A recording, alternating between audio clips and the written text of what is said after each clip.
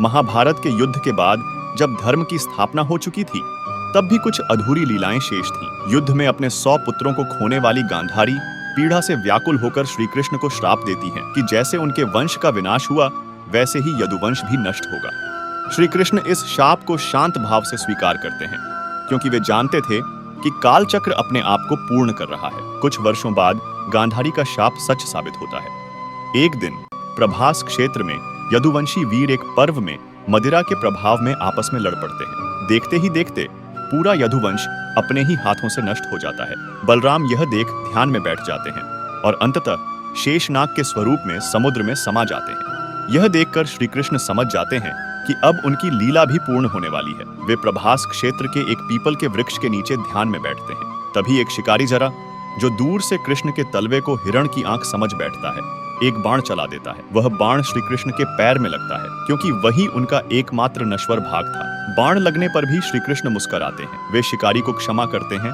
और उसे यह बताते हैं कि यह भी एक पूर्व जन्म का रण था जो अब समाप्त हो गया है। श्री कृष्ण शांति से आंखें मूंद लेते हैं। उसी समय, जैसा कि उन्होंने पहले ही संकेत दिया था, द्वारका नगरी में समुद्र की लहरें तेज हो उठती हैं। मंदिर, महल, सड़कें, सब कुछ जल में डूबने लगता है। पूरी द्वारका नगरी समुद्र में समा जाती, मानो वह किसी दिव्य लोक में लौट रही हो।